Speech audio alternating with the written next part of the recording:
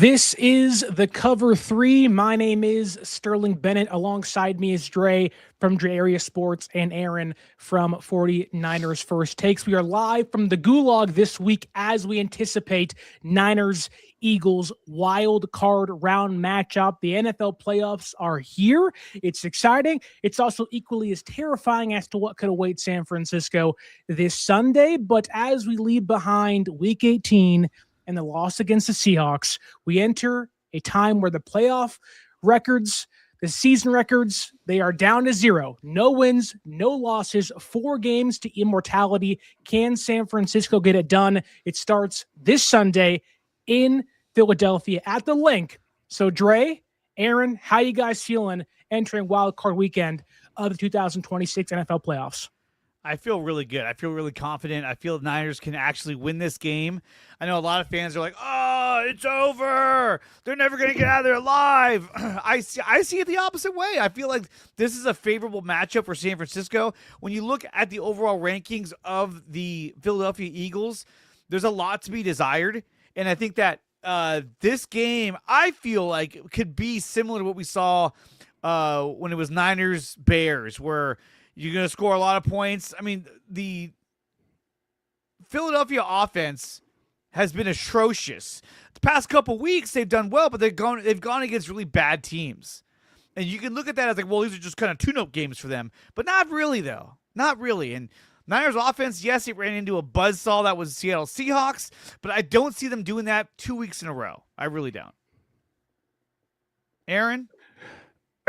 Sorry. I really don't have any expectations for this game. I'm teetering on negativity, but I'm trying to be positive.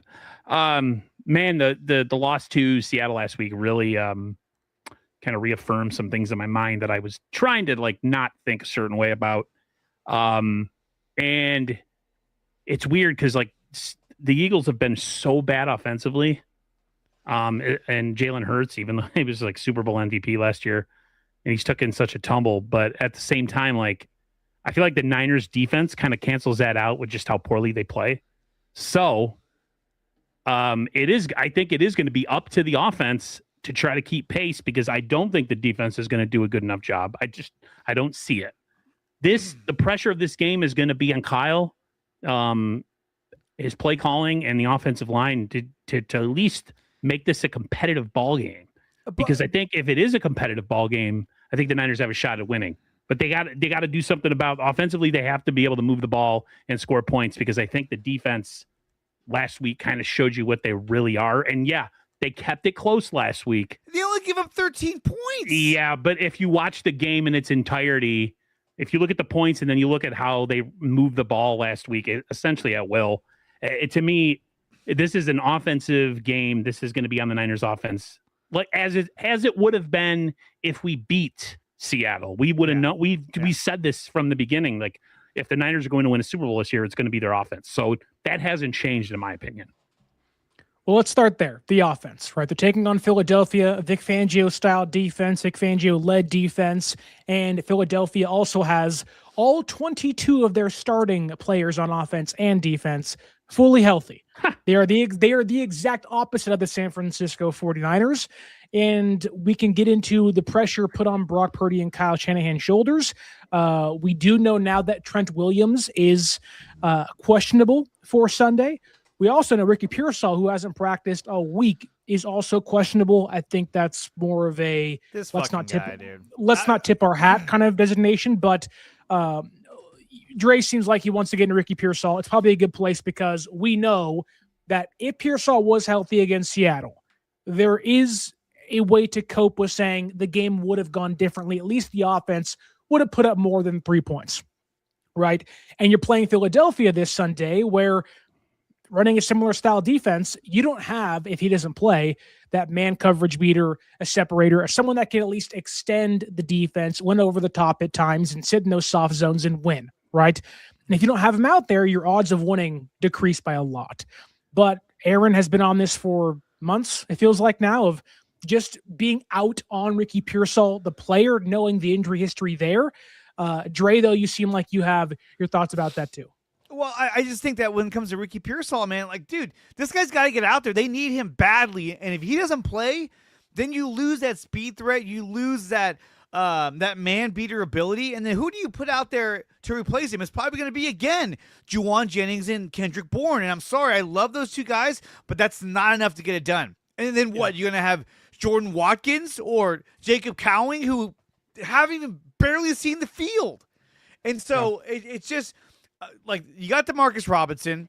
He's going to end up being your number 3 receiver, but they badly need Pearsall on offense. I mean, Trent Williams, Ricky Pearsall, these guys got to go. Not go like get out of here, but they got to start. Like they got to get out there. Like it's going to make a huge difference if those two are playing as opposed to them not playing.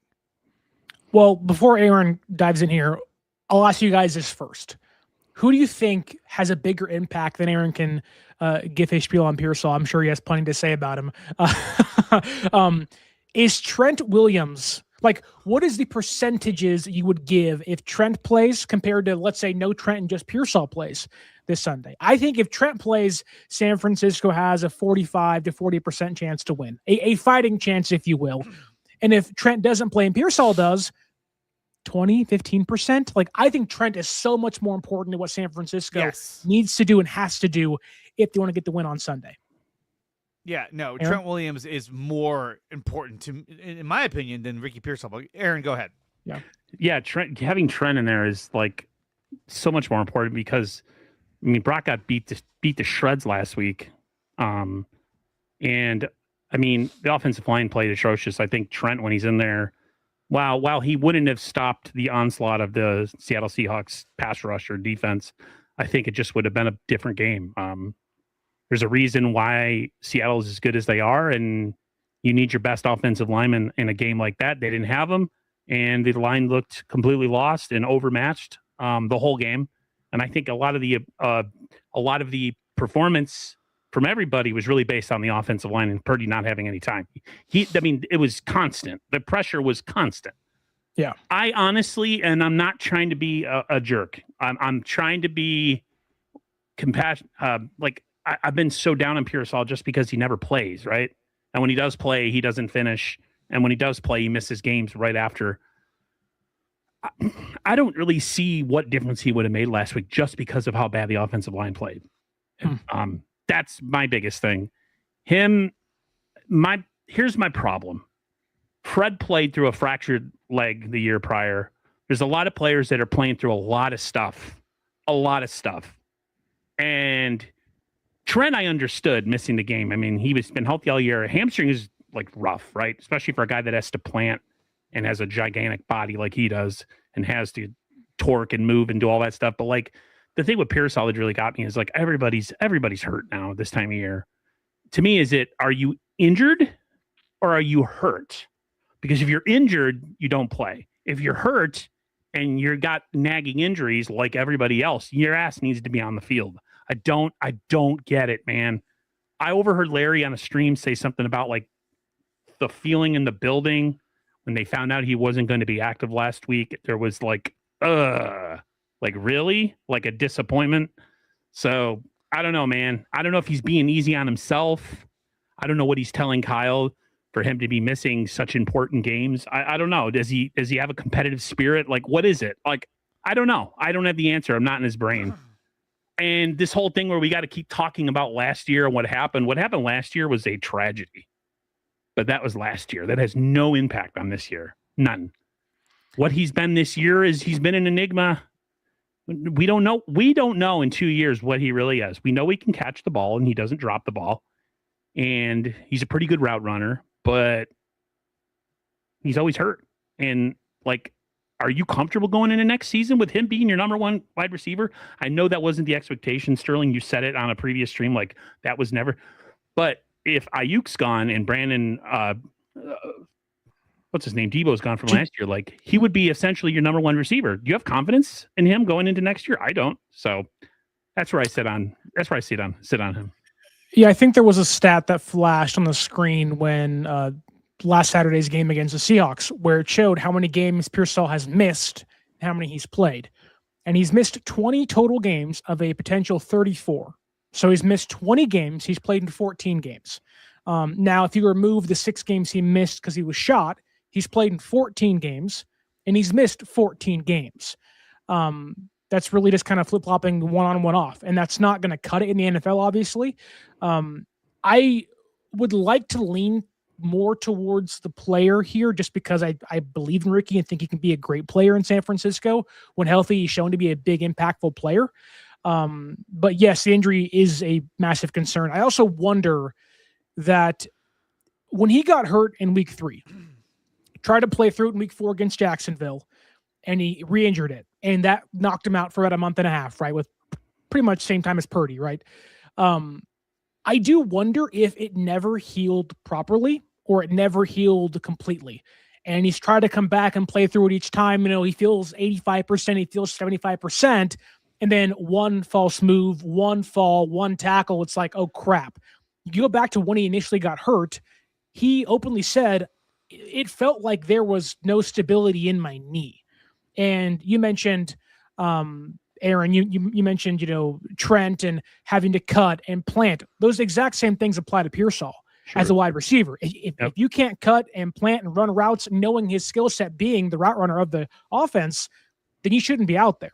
Yeah. And I think, you know, you like to believe that Ricky, knowing what he's gone through, being shot last year, the injury this year, and he's battled it for what seems like the last 18 weeks or so, I get to play my first playoff game and probably be a pretty big factor in it, knowing Trent's going to play as well. You'd like to think he'd be pushing to play, and maybe he just can't. And it sucks and it stinks. I hope things can change from, you know, Friday to Sunday, and maybe things do miraculously flip in his favor. But I think you're right, Aaron. And I think San Francisco agrees with, like, we can't walk in the next year losing Brandon Ayuk, probably losing Jawan Jennings too, not having Bourne under contract, and walking in the next year with Pearsall and Demarcus Robinson being the 1 and 2. They got to find somebody else. Yeah. And I think it's okay with, you know, believing in Pearsall being the 2 or 3, having him being that slot receiver for you. He can be great there, but there's a reason why guys like that are built the same way as him, Tyler Lockett, weren't number 1 wide receivers. They're smaller guys. They're going to get banged up, and the odds are you're probably not going to play 17 games a season. But can you give me 16? Can you give me 14? And he hasn't done that through 2 years. And so, you know, I think Pearsall would make an impact on Sunday, but the way things are trending, it'll be Kendrick Bourne. It'll be Demarcus Robinson. It'll be a bunch of guys that can't separate. And that goes more into the feeling of, like, we're never going to truly realize how great this team could be because no one's healthy. They're never healthy. Yeah. And, you know, if, ands, and buts, whatever. But I do want to transition to the defense because the defense equally has injuries. And the 2 big spots they do is linebacker. The 5 guys they carried into week 1 at linebacker, none of them might play this Sunday. When you hear that, Dre, what do you think of that? I mean, look, we know Bethune is out for the year. Yeah, torn groin. That's terrible. But the fact that they got Kaiser White, the fact that they got Eric Kendricks, and when it comes to Winters, if the guy's hurt, then he shouldn't be out there. Because you got to have healthy bodies out there that can, you know, run the length of the field and, you know, sideline to sideline. Make a tackle for once. Make a tackle. And if he's too worried about, you know, the injury that he's trying to fight through, then I think that Kaiser White and Eric Kendricks should get the start or get the majority of the snaps because these guys are healthier. They're more experienced. And they've been there before. And so for them, the situation or, you know, the game isn't going to be too big for them. Winters, it might be, but he's also fighting through a bad ankle injury that's probably going to slow him down. So for me, it's almost an upgrade to have Kaiser White and Eric Kendricks out there because now you're going from 2 young guys with no experience to 2 guys that are, you know, that are older than those guys, but they have a ton more experience. And so that's what I'm more excited about to see. Now, Kaiser White, I believe, is not very good in pass coverage. So, you know, defending receivers and tight ends might be kind of tricky for him. But he's he's a hard-hitting, you know, in-your-face kind of linebacker who's going to make the tackle against the run. And I think that kind of tells you the game plan for San Francisco because I really feel like You stuff the box. You don't let Saquon Barkley run the football. You put as much pressure on Saquon to kind of contain him, while at the same time, you got to contain Hurts in the pocket as best you can. Make him have to throw the football, yes, but don't let him get out of the pocket and run for first downs, which he likes to do. So I think that's why they got Kaiser White, because they want a guy who's going to hunt down the running back and make that tackle. I mean, how many missed tackles they have last week? It was ridiculous. 18. Yes, and I think it was 15 of those 18 came from levels 2 and 3 in their defense, and a big reason for that was Bethune, Winters, Jair Brown, and Mustafa. So a lot of missed tackles. I think, not to interrupt you, Aaron, but that a big reason we've seen the Niners defense struggle, amongst all the reasons they aren't good, pass rush, coverage, and whatnot, they just can't tackle. They are atrocious at tackling. And if they can find some semblance of fundamentals, they can actually win a football game against Philadelphia, I think. But Aaron, to give us some more information here on Trent Williams, he has spoken to the media today, and he has said he'll be a game-time decision this Sunday, but, quote-unquote, feels confident he will play. So when Trent says he'll play, I'm sure he'll play. But back to linebackers, Aaron, when you hear that, no Fred, no Tatum Bethune, probably no D. Winters, no Nick Martin, maybe no Lou Gifford as well. And it's a whole brand new core of linebackers playing in the middle of this San Francisco 49ers defense. Is that cause for concern? Or are you like Dre and even myself? The linebackers have been pretty piss poor for over a month. Yeah. Is this an improvement with the veteran players they have now in place? I have no idea because I've never really watched any of those guys play. So I'm completely in the dark. Yeah, linebacker, it's funny that the secondary has been the only unit this year that's been healthy. And and I'm going to come back to the linebackers, but despite all that, Spy's no pass rush. Despite, no, they can't get after the quarterback, whatever. I just thought Upton Stout last week was the shining light in a very, very dark game. Yes. And we have some pieces on defense that I'm watching this year, going into next year, that the Niners have some players. So it gives me a little bit of something to feel good about. I mean, linebacker-wise, just atrocious, man. Like, it's so bad. All the missed tackles. Man, what does solid do, man? Like, it's like you can coach these guys up. You can show them film. You can critique them. You can help them physically, do things different when approaching a tackle, work on it. But that's all stuff you do in the offseason, right? And in training camp, like, man, the thing with the defense, the guys, is it's gotten worse towards the end of the year. They got worse, not better, not the same. And I mean, I just don't have a ton of confidence because I know Hurts has been pretty dog water at certain points of this year, but the Niners defense doesn't really stop anything from anybody. So I feel like that is neutralized. As bad as Hurts is, the Niners defense, at least the front seven, is equally as atrocious. And as bad as those guys try to cover in the secondary and they do their best and they're all healthy, you can only cover for so long. If guys aren't going to make tackles up front, if guys aren't going to get pressure, if guys are going to stop the run, like there's only so much you can do. I'm going to repeat this. I know we're talking about defense. The only way they win the game Sunday is offensively. This has to be a shootout. It's going to be like that the rest of the way. It sucks. And I just don't have any confidence in the defense, man. I don't. And I tried for a while. So I don't know.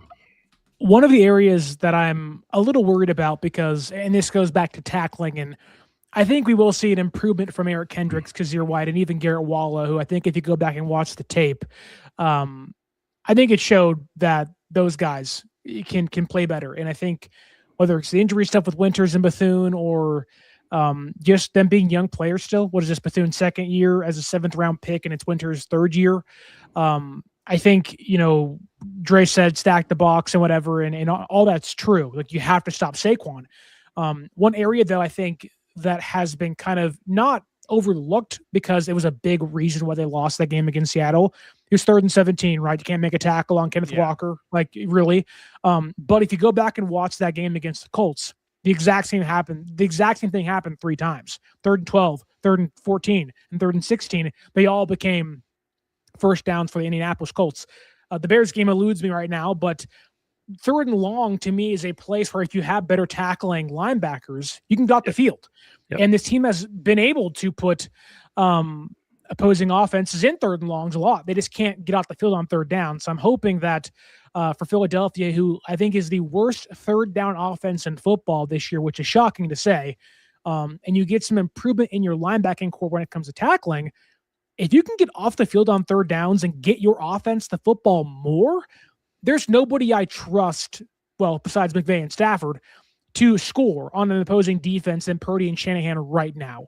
You have Chris McCaffrey. He's healthy. George Kittle's still healthy, and I think he'll play better in this game. So it's like, it's shocking to say, but the defense, while yes, needs help from the offense to score some points and stay on the field, have long drives, this defense has an opportunity to actually shock the world on Sunday against what has been a mediocre Philadelphia Eagles offense. I mean, look, here's my thing. When we talk about getting guys like Kaiser White and Eric Kendricks and all this shit, like, that's great. And I love they went out and made that move for Kaiser White, but this is a move they should have made weeks ago. Yeah. The fact that they went with guys like Curtis Robinson, Eric Wallow, and Luke Gifford, it's like, dude, look, the moment that you saw these injuries starting to pop up at linebacker, why wouldn't you go out and grab these guys that were free agents that are veteran players like Kaiser White, who's been there since he got cut by the Titans? But no, you wait until the week before your first playoff game. And so that's what bugs me, is that even throughout this season, the Niners seems like they're trying to find ways to still save money. When in reality, they could have made a move early on. They could have brought these guys in much earlier and had them as part of the rotation to back up Winters and Bethune, so that maybe Bethune didn't have to be forced out there so early and get hurt again. I mean, the guy tore his groin. The guy basically hurt himself 3 times in one game, then had to leave the game, poor guy. But still, look, he's out there playing hurt when you had options that were out there on other teams' practice squads or free agency that you could have brought some guys in. And again, when I see John Lynch, oh God, this thing's so loud. Sorry, my phone's ringing. When I see John Lynch watch that play and we go, God damn it, did we all feel the same way? Yeah, of course we did. But I was pissed because I was like, you know what, dude? You had a fucking chance to go out and get somebody. I'm not saying Trey Hendrickson. I know that didn't work out. But they had a chance to go out and get somebody for the defense. They didn't have to be a pass rusher. Could have been a run stopper. Could have been just another able body that's a quality player. And you didn't do that because why? Because you probably didn't think this team was going to be in the position they were in last week, where they could have gotten number 1 seed, had home field advantage all the way to the playoffs and the Super Bowl. You didn't think that. And so it's like, hey, you know what? We'll take our lumps and let's just hang on to our draft picks and move on. Imagine if they could have made a move to get somebody in here, even a Jalen Phillips, just somebody else to help bolster this defensive line, because to tell them that you believe in them. Look, that you... Like Keon White, he's been great. Is he a defensive end? Probably not. Bryce Huff, he's more of a 3rd down pass rushing edge rusher, but he's in there every down. I would love to see them give him less snaps, because I feel like he gets worn down as the game goes on, and then towards the end of the game, he's basically irrelevant because he's already gassed by the time the game is over, because he's out there every single down. And I bet if you look at the numbers, he has more snaps than he's ever had in his whole career in one season, because he's out there every down. So that part does frustrate me, because I'm like, look, I love that you guys did this, but you should have done it a while ago. When they had to throw Wallow out there, I was like, what are we doing right now? Like, this is who we chose? Curtis Robinson was a healthy inactive, because they were like, well, we love you on special teams. However, we tried jet linebacker and we didn't like what we saw. So go ahead and ride the bench, because that's how important you are to either special teams or this defense. And they went with Wallow. It just, like, dude, they had to have done a better job on staying on top of this. I'm glad they did the move finally, but it seems like it's way too late to make this kind of move when you could have had these guys in much earlier in the season. I don't think Bebop likes me very much. Take your hat off, Aaron. That was his last comment. That's okay. I can have my opinion on my team. I've been a fan almost 40 years. That doesn't fucking matter to me. None of it fucking matters. I can say what I want, when I want about them, and that's okay. I don't care who we're the getting fuck is out feisty, Aaron, there. tonight. I don't care who's out there in the field. I just want the Niners to fucking win. I don't care if they're doing it with a bunch of weird dudes or whatever. I just want to see the Niners win football games. And so to me, it's like I want them to do everything they possibly can to make this team as good as it possibly can because I want to see them compete. And do I think they could beat the Eagles this Sunday? Yes, I do. I really, really do. Because you know what? I'm sorry. This Eagles team is way overrated. And they have not been good this year. And I mean, what? A few weeks ago, everyone was talking about how the Eagles were crashing down to earth, and that they were like, oh, man, this team is all out of whack. They fired their offensive coordinator. Everyone was saying, all these Eagle fans were like, they got to fire Sirianni. They got to fire or get rid of Jalen Hurts. And then they win a few games. They're like, oh, yeah. This Sunday, they're going to steamroll San Francisco. I'm sorry. The Eagles are not the Seahawks. Yes, they're both birds and they're mascots, but they're not the Seahawks. They do not have top 5 rating in almost every defensive category like the Seahawks do. And it's going to be a very, very different game than what we saw last week against Seattle. I'm telling you right now, it's going to be a different game. It's kind of crazy to listen to both you guys talk about the Niners and tell me they have a chance, but then in the same way, just like crap all over them. Well, I'm just frustrated like, by the lack of like, hey, why are we leaning on all these special teamers at the linebacking position? Why are we getting guys that? I think it's important to point out that you're not going to find a starting linebacker on the market to trade for, 1, and 2, backups are all special teamers. So it's like any free agent you sign in, because you may not even play on Sunday. We'll see. Like, there's a reason why Eric Kendricks is a free agent. He's better than Curtis Robinson, but you'll take a chance on a guy who's 27, 28, who's been in your system for the last 3 or 4 years, but still over a guy that hasn't played in it at all. Like, I think there is a way to justify every move they have and haven't made this year, and maybe that's just me, kind of having a different approach to this year and whatnot. I think you guys are right from the perspective of I don't think they thought they'd be in contention for the number 1 seed. I don't think so. Not. I don't think they thought the offense and Brock Purdy would take new heights in the last 6 weeks of the season, right? And I think that may have changed our perspective, but you could talk about adding somebody to this defense. Not a single player they added to this defense is making a difference. Like, not at this Jalen point. Phillips, Jermaine Johnson, Kayvon Thibodeau. They would have done something. No one. But they like, what are they doing? To me, it's the message. It's the message that they sent, which is why I'm so confused this year about how I'm supposed to feel about the 49ers. If I feel that they've already accomplished more than they were supposed to this year, and that we're living in this world of participation trophies where we're better than we're supposed to be, so we're supposed to be happy about that. When I thought Super Bowls was like the goal of a franchise. It not is a goal. Being better than we were supposed to be. Is it the realistic goal of this team? Probably not. But I think I'm you're misconstruing. You're misconstruing a preseason goal and an end season goal. And I'm not saying they don't want to win, but like their preseason goal, knowing they're fully healthy, is like, okay, we're going to retool and we're going to, cut some money and take a big dead cap hit and, kind of cut the fat off the roster, get some young guys in here. Then all of a sudden the entire roster gets banged up with injuries. And now you're sitting here wildcard weekend saying like, we hope Pearsall plays. If we don't, we're screwed. We don't have 5 linebackers and half our defensive line. But I feel like I've been consistently the same person. I said it in preseason. This team is probably a one and done in the playoffs. I said that. We'll see about that during the early part of the season, regardless of, they were winning games and stuff. That's what I said. So I'm being consistent. I'm not waffling, what they call waffling. What's the word? Like, sure. I'm not changing my opinion. Like, I have stuck to the same thought of like, and I even said to you in the preseason and leading up to the season, I told you, Sterling, man, we're so thin in this roster. Yeah. And you said we have to look at this as if the Niners can't get hurt. They can't get hurt this year.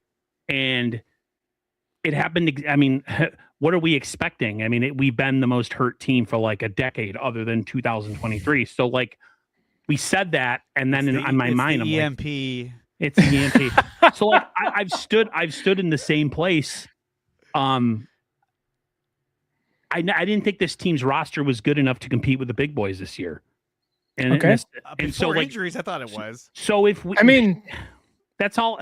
So if they lose, if we had Bosa, Kyle Williams, and Fred Warner, just those three. Yes, that would make a huge totally difference. Different games. Absolutely. Like, okay. Because you have two guys at two levels that are probably the best at their position. Well, not Bosa. Bosa's like top. He's top 5. He's top 5. But I mean, Fred Warner's best linebacker, just in general in the National Football League. And yeah, Mike Hell. I have my opinions on Mike Hell because I have a hard time accepting you're drafting a non-pass rusher in the top 12. Don't look at the box score. He's a scheme fit. That's not why they drafted him. That's not why they drafted him, and you know that. It's to be Eric Armstead. You know that, and you know how big of a role he played in this team going to many playoff games. That's not why they picked him. It wasn't a scheme fit problem. Year too, so. Yeah, they need to bring him back. I mean, yeah, we'll see. But I just think like if Aaron, you're saying you've been consistent all year, which you pretty much have, about I believe this team is one and done. Okay, well then you may get exactly what you predicted in the offseason. And I think knowing they're not healthy, knowing they have a lot of issues defensively, knowing they're on their 6th linebacker this year, and they don't have their number 1, number 2 wide receivers, their Hall of Fame left tackles banged up. Like, how do you not feel at least of like, wow, I can't believe they did this. I can't believe they overcame everything this year and had a way to win the number 1 seed. They failed, yes, obviously, but like we should almost feel not grateful, but there has to be some appreciation for like this thing could have gone off the rails so quickly and it didn't. I think in that if you take it in that and you put it in that way, I'm shocked that they were able to overcome and only go 12 and 5. So was the front office. I think the front office. Look at it this way. I think the front office was left holding their junk because they're like, shoot, if we would have done a little bit in the offseason, maybe a couple free agent moves, and then maybe a deadline. They don't have the money. They don't have the money. They took a $100 million dead cap hit. They don't though. They don't. They took all the dead cap hit now to eventually go in all in next year and 2 years after that. They assessed at the trade deadline and they said, you know what? If we run the table and let's say we win all these games right here, bam, bam, bam, bam, bam, bam, bam, like there's a chance that we could be, not only a playoff team, but be in contention for something else too. Maybe number 2 seed, number 1 seed, and that's a possibility based on our schedule. Will it happen? I don't know. Maybe not. With all the injuries, I don't know. Maybe it's not our year. And then it happened, and then they beat all those bad teams, and they, got all the way to Seattle, and they were like, oh shit, okay. Well, I guess we did it. Wasn't sure if we were going to or not. And then they got their ass kicked by Seattle. Defensively, they got their ass kicked. So, I will stand by the fact that no matter who you got at deadline day, whether it was the best guy, the worst guy, the exact same thing would have happened. You would have won the games you won, and you would have lost the game you lost. Probably. And I don't think that's crazy to say. And I really don't even think, like, let's just say hypothetically here, and that's not a world I want to live in, but let's say they got Trey Hendrickson. Well, he's hurt. Okay, that's my point. Jermaine Johnson, what's he doing for you? Nothing. Like, I don't think anybody they would have acquired unless it was like, think about it this way. Would you want to pay the price the Colts paid? They were in a better place in San Francisco. Sauce Gardner? That was ridiculous. No, why would you make that trade? They were in a better place than San Francisco was. They were winning. What do you mean? You are almost advocating for them to make deals. I wanted them to get a pass rusher, not a fucking corner. But the price for a pass rusher was a first-round draft pick, a second-round draft pick, but and Jalen Phillips, Sauce Gardner who was not a scheme fit. In stopping the run. Terrible. We saw him get removed from the game when San Francisco was running all over them. I agree. That's not where I would have gone. It wasn't a good trade, but the trade you're asking is trade a second-round draft pick for Jermaine Johnson. He isn't the game changer. We know that. Jalen Phillips isn't even a scheme fit on San Francisco. We watched the Eagles trade for Bryce Huff last year, scratch him healthy in the Super Bowl, him being like, yeah, I don't fit that defense, come to San Francisco and play well when the team was healthy. And you want San Francisco to do the exact same thing? That doesn't make any sense. Them to get somebody in here. Would you rather have Jalen Phillips on the edge or Sam Okawanu? I'd rather not trade for a guy that doesn't fit my scheme and a third-round draft pick. See, that's just what I mean when I say I don't know how to feel this year. Like I'm all over the map. But the one place I could say that I've stayed consistent, and I'm still consistent, is we're here. We got to where we've gotten in spite of everything. I know. If I say I'm indifferent and I really don't know what to feel for this game on Sunday. Huff is trash. You know, if I say that, like, hey, I don't think they're going to win on Sunday, like, that's my honest to God opinion as a fan. It's not because I'm trying to be negative. But if we do lose, all the people that are attacking me for not having faith are going to say, well, we never were supposed to be here anyways. So it's still, we did it. So like, and what am I doing that's so much different? If I'm staying ahead of it that I don't, and then if we do succeed, I'm pleasantly surprised. I don't understand, like, me, that makes me not a fan because I'm being honest with how I feel about their chances. So I think what you're explaining is every fan's mental, like, conversation with themselves. It is the battle inside of, like, are the Philadelphia Eagles a better team than San Francisco is? Yes. Roster-wise, absolutely. They're better. They're on paper. They may not be coached as well, but unfortunately, you don't have to be coached as well at times when you have a healthy roster and all those guys are, damn good, right? And I think that most people would say Philadelphia is a better team. They're healthier. They're at home field advantage. They're rested. Realistically speaking, Eagles are probably going to win this game on Sunday. But as a fan of the 49ers, as we all are, we have to try to find ways to be like, okay, like, this is how San Francisco can win. And if they can do these three things really well, they can pull the upset. They can, shock the world, if you will. And I think San Francisco, for as hard as it will be without Pearsall if he doesn't play, they do have a path to victory. And that has been what they've been trying to do all year long. They overcame the Bears with the Herculean fourth down stop or, red zone stop against Caleb Williams. Like, this team has had to ride that really thin line of success all year. Yeah. And they've done it for most of the season, right? They've won 12 games, one more than Philadelphia, I may add. And it's like, this is a team that I think, realistically speaking, they knows they aren't good enough. They know that because they're not good enough. We know they aren't good enough. We talked in the preseason. This team is not a Super Bowl contender. When they were vying for the number 1 seed, we all said, they're good, but they aren't a Super Bowl contender. That said, everything changes now. Let me ask you this. All you have to find is that one path, nail it, hit the bullseye, and you can win any game in the playoffs. Let me ask you this, and this is where I'm trying to be fair and not be emotional. You said, we've had this conversation, the Niners are not going to win the Super Bowl this year. You are a very positive, always seeing the glass half full person. So in a way, what happened on Sunday, this past Sunday, like, hey, everyone was like, buy in. Mike, I do the show with Mike, SF Gold Rush. He's like, you got to buy in. Guys, I was disappointed last week. You know why? Because in my heart, I started to buy in. I started to listen to everybody because in my heart, I wanted to be like, you know what? Maybe we do got a chance.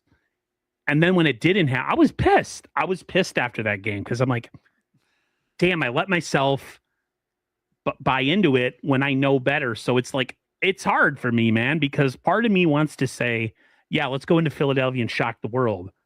But then another part of me is like, I kind of stayed consistently and felt that, we were a one and done playoff team. So if that happens, I'm not really saying anything out of the ordinary or like off the top of my head. And I don't think that's me being a negative fan if I've been kind of pretty steady all year. It's crazy. Tell me this, Sterling, when that game ended last week, even though we've had all the talk, we've known how everything was going to be this year. How disappointed were you that we didn't get the 1 seed? You were pissed. It sucked. It sucked. because there was a way that we can all sit back and now we can kind of reflect of like, if you win against Seattle, you don't play this week. Maybe you get lucky and Philadelphia has to play the Rams, or one of those teams knock each other out. Seattle has to go on the road somewhere maybe. And maybe they're playing Chicago. Maybe they're playing the Panthers, but still, who knows? You get Trent healthy, or Pearsall is probably healthy in 2 weeks, and Fred Warner might be back. Like, that was the best case of like, oh my God, here's our chance, and they didn't capitalize on it. But that said, that doesn't change the fact that the Eagles have a pretty crappy offense. They don't run the football well.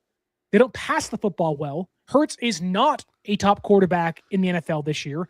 And their defense, for as good as it can be, can also still be beaten at times on the ground in a wide zone rushing offense. What does San Francisco have? A wide zone rushing offense with their Hall of Fame left tackle back.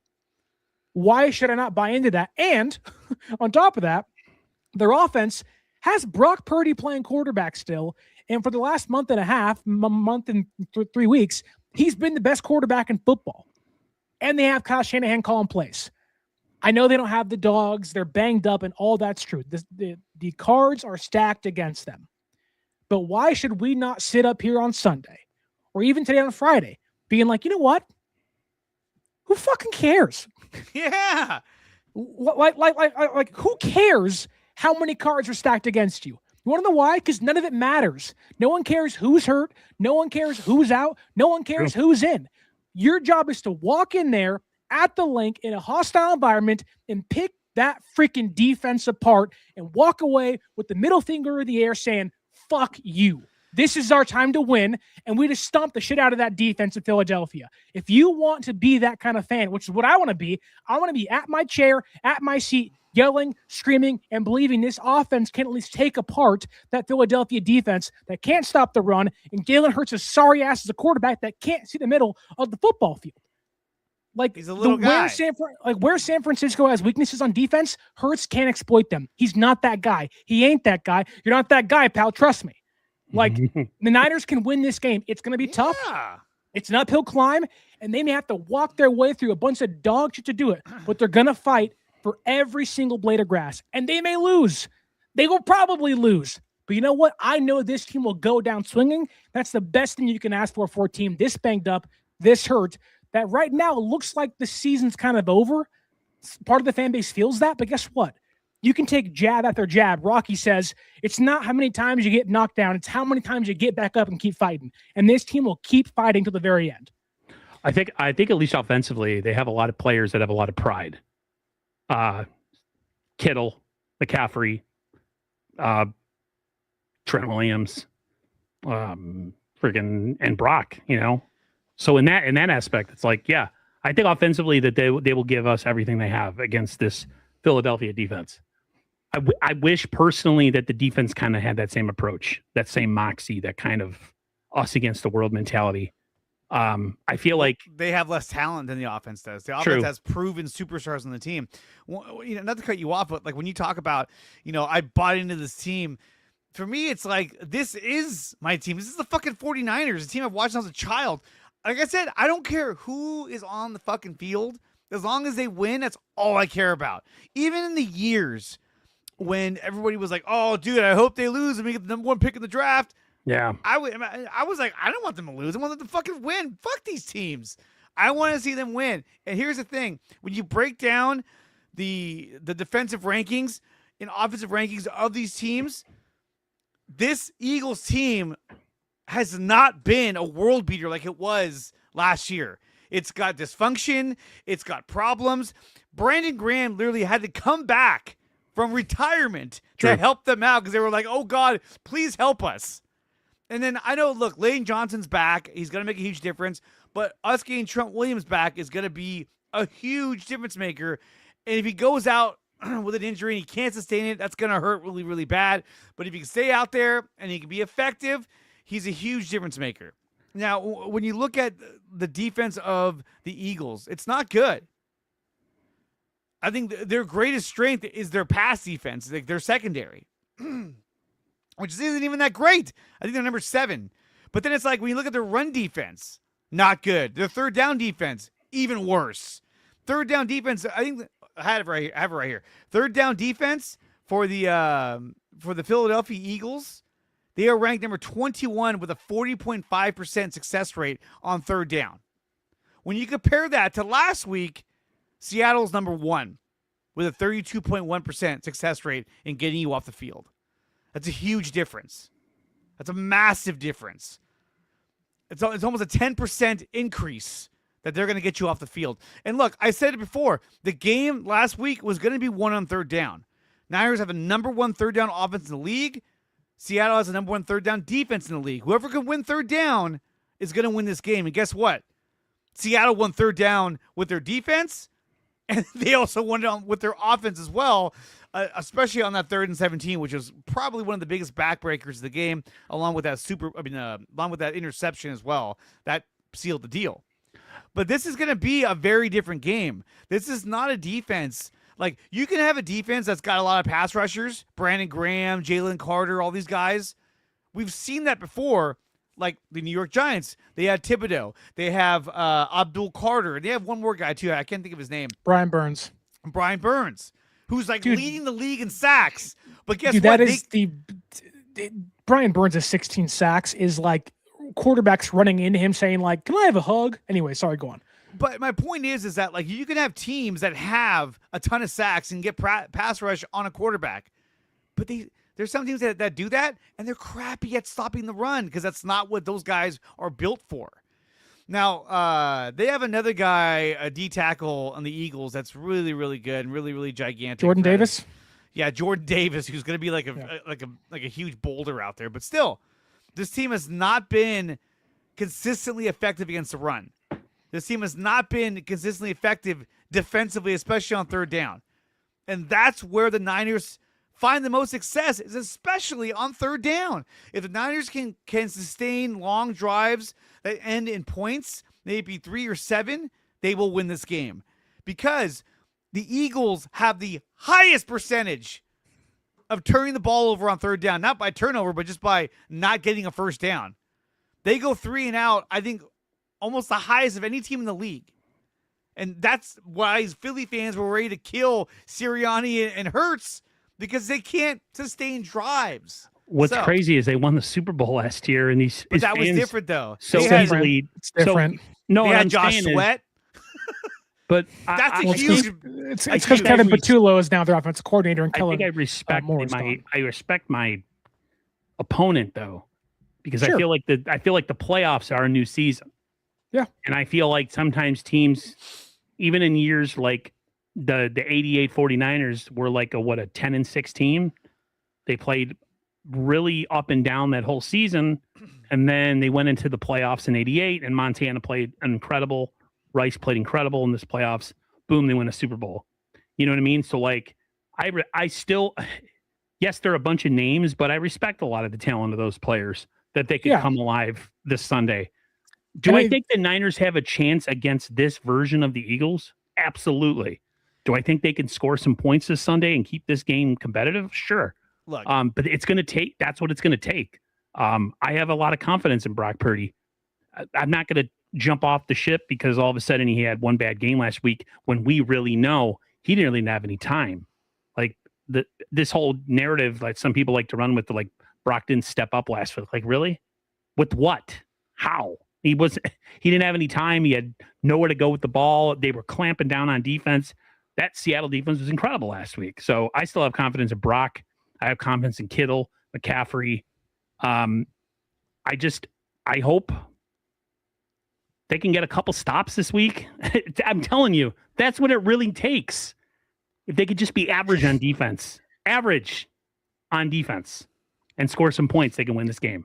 I mean, if it wasn't for the big third downs they gave up, the defense made stops. But again, I think what everyone's overlooking is that last week's game they also gave up almost 200 yards rushing last week too. Right. But last week's game showed you that Seattle's offense is not very good. No, and I know people were saying, like, oh, they have some high rankings with Seattle. No, they're not that good. They were running a straight up Jimmy Garoppolo offense. Don't ask Sam Darnold to do too much. Ask him to throw on second down. Hand the ball off. The guy nearly fucked the game over when he got stepped on and still tried to give the ball to Kenneth Walker, and it was a fumble, landed right in the hands of freaking Gross Matos, and he couldn't corral it. If they turn that ball over, there's a chance the Niners score on that drive, and that would have changed the entire game. If they scored on the drive, they threw the interception. Yeah, that changes the entire complexity of the game. So, I think when it comes to going against Philadelphia, for me, I know we want to move on to another topic, but I really feel like this Sunday, the pressure is on Philly to win this game. Sure, if they come out and they somehow can't, they're having problems with the ball, they fall behind 7-0, they fall behind 14-0, the pressure is going to mount on them being at the link. They're going to be like, holy shit, we can't lose this game. And for the Niners, I mean, they're essentially playing with house money. This is a team that most of the league wrote off the moment that Nick Bosa went down with the injury, the moment that Fred Warner went down with the injury. And so for these guys, they're out there giving it their all because, frankly, they're not even supposed to be there. And I would love nothing more than to see San Francisco go in there and knock the shit out of the Eagles and knock them out of the playoffs. I don't even care if we lose the following week. As long as we knock off the Eagles, to me, this year was a success on a year in which we lost so many players. What am I wrong? Oh, go ahead. No, I was going to say I talk positively about Brock Purdy, and then I got someone attacking me in the comments. I can't win either way. If I'm positive about the team, don't worry about the chat. Just don't worry about the chat. I get told to shut up and take my hat off. And if I talk positive, somebody comes flying in here to defend. I don't know who they're defending, but they're just going after me and Purdy. So whatever. It is what it is.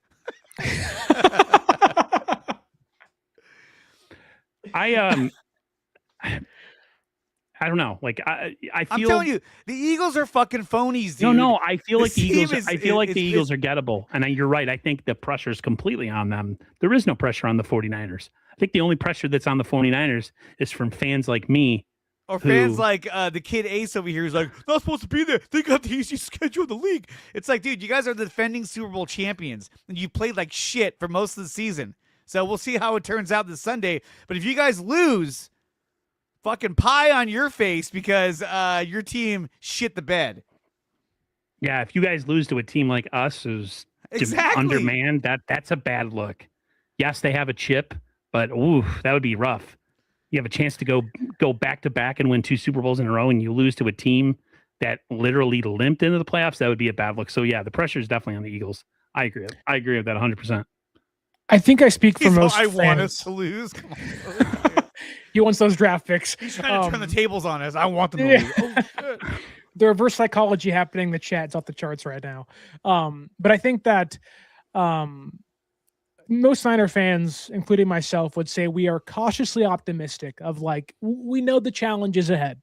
However, we do know Philadelphia's offense has been mediocre at best this season, right? They're 19th in points per game.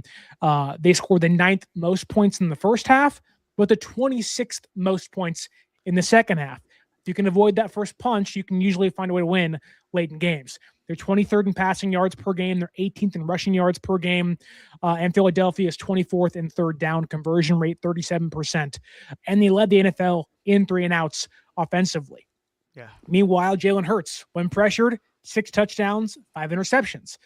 He holds the ball for a very long time, where Purdy does the same thing. Jackson Dart, Justin Fields. He also is sacked 2 times per game. Saquon Barkley isn't the same guy. 345 attempts last year. It looks like he had 345 attempts last year. He's only averaging 2.71 yards after contact, hence why tackling's a big deal for San Francisco's defense in this game. And I do think that you can get through or to Jalen Hurts via Landon Dickerson, who has a 49.1 true passing grade this year. You have to have a big Alfred Collins game, Kalia Davis, Keon White, Yetur Gross-Matos, CJ West. Which one of those guys can step up on the interior and create some plays? I want to see more of West. I want to see more of Collins. Those guys I think can play better than Jordan Elliott can and Kalia Davis, who somehow is still starting games with his defense, even though he's terrible. He's so freaking bad. What is it with this team? Collins and West should be starting at this point. At least Alfred Collins. He should be starting every game. And they always roll out there with Jordan Elliott and Khalil Davis, and then they're out there for like the first possession or and a half, and they're like, okay, let's get the other guys out here. And it's kind of like, what are we doing? Like, look, is Khalil Davis having a good year? Yeah, he's having a good year. But you draft these guys for a fucking reason. Just get them out there and play them. I mean, Khalil Davis is not having a good year, though. That's the problem. What is it with the 49ers of drafting players and just are afraid to play them? I feel like this year wasn't the year to be cautious because of all the injuries, because of all the problems. And it's weird how, like, I feel like Kyle and John draft as almost if, like, you know, they have nothing to lose, you know, like kind of willy-nilly drafting instead of like really focusing on things. And I feel like they're with players sometimes where like they think like they're drafting as if these guys are sitting for a reason because they got all these great players in front of them. They don't. This receiving core could use some speed and separation. And why can't Watkins play? Yeah. Why? What's the problem? That's what I'm saying is that they should just start as opposed to just going with the other two guys. And okay, that's enough, and then bring these guys in. Like, come on. Well, I think we all know why Watkins isn't playing. It's because Kyle is a hard ass on wide receivers, right? He was one himself, and he expects perfection basically out of those guys. And I think a lot of it, and it's a big reason why guys like Danny Gray didn't play a lot. It's a big reason, why Dante Pettis didn't play a lot. And I don't want to compare Watkins to those busts of players, but Shanahan is like, if you're not giving me effort and you're not hitting the miles per hour on the radar, if you're not giving me, where all the monitors said we should be and everything, you're not going to play. And I think that at least for young players, it's hard to meet the expectation because it's so high. Even guys like Brandon Ayuk, who I know nowadays we aren't fans of, but like he was a damn good wide receiver when he was healthy. Yes, he was. Even he found himself in the doghouse post a good rookie season. Like he was good in 2020. And Shanahan was like, I don't care. You're young and you've made some mistakes, so we're going to clean things up. But I think you're right, Aaron, though, with the desperation this team has offensively at wide receiver, why can't guys like Jordan Watkins or maybe Cowing plays on Sunday? Who knows? Probably not, but who knows? Why can't those guys see the field over dudes like DeMarcus Robinson, who's been a bust this year? Why, guys like Bourne are getting a lot of, reps and whatnot. Like this team needs not explosiveness. They just need some capable bodies. And right now they have one guy and it's Juwan Jennings and that's it. So capable body with young players that have actual like physical, like they do one thing really good is be fast. This offense is so congested. They play so like everything's within 10 yards, 10 to 12 yards. That's the way they play. And I would love, right. Because it hides a lot of deficiencies. Man. If you watch the way the offense was playing against the Colts and against the Bears, Brock was fucking airing it out, deep shots into the end zone. It was great to see. But I think that, like, if the Niners can get Trent Williams to play, which I think he's going to play, he even said, that he feels like he's going to play, but it's a game-time decision. Okay, I get that. I respect that. You still got to travel across country. I got it. But if they get Trent Williams and they get Ricky Pearsall to play, they're going to win this game. I mean, we've seen how effective the offense is when Pearsall is out there. And even in games where he doesn't make much of a difference, having him out there with that ability, they have to pay attention to where he's at. They know he's a first-round pick. They know what he's capable of doing. And we saw him, even against the Bears, making clutch catches, even in pain. He really didn't play that bad last week either. If you really look at statistic-wise, Brock. Oh, I think about Pearsall. He didn't even play. What do you mean? No, but a lot of I don't think Brock played bad against the Seahawks. The interception wasn't his fault. It got tipped, and then how often does McCaffrey drop passes? You gotta catch that. You gotta catch that. If that pass is on time and doesn't get tipped, and it's just a straight pass, that momentum is completely different. A touchdown. That's probably a touchdown right there. Of course, and momentum completely. Dude, momentum with this particular version of the 49ers is so important. This team, momentum can get them going and make them look like $1 million at least on offense. And I feel like, and I watch games, it also, because they're young and experienced and they got a lot of guys hurt, momentum does get to this team as well. Like the negative momentum, it seems to snowball when you watch games. So it's like, I don't know. I don't know, maybe it's the lack of leadership on defense with Bosa and Fred not being out there. Someone that can kind of gather the troops and tell them to like freaking sack up and forget about what just happened. They didn't score, so what? Let's get, you know what I mean? Like I feel like they're missing that on defense. I mean, just having the possibility of Fred Warner returning next week is motivation enough to say, dude, we got to get this done. I know you're on with Larry. He's like, yeah, he worked out on the side. That doesn't mean anything. He's very negative about him coming back. But, dude, I'm telling you, I think this guy's going to try and come back. Larry's very up and down. He's either really positive about the 49ers and sings their praises, or he completely just like he's all over the place. For people that discredit Larry, though, and say not to say his name in this chat, he's a very talented freaking person who's been doing it a long time. I got nothing but respect for Larry. So don't hate. We had a question in the chat earlier, and it goes back to Aaron mentioning momentum. It was by Cam's dad, and he asked, do you take the ball first if you win the coin toss? And I'll toss to Aaron because he was speaking on momentum, but you believe more in the offense than the defense, and I think rightfully so. Would it be wise if San Francisco won the coin toss and said, we want the ball and we're going to score a la Matt Hasselbeck against Green Bay in the playoffs about a decade and a half ago? Do you think the offense can be a tone setter for this team? If they get the ball first, they go down and score, does it change the game? Or do you say, no, play your game, don't get out of your comfort zone, and let your defense just try to get a stop on the first drive? I would do what they usually do, and that's defer. Because if they can get score going into halftime, come out of halftime, score again.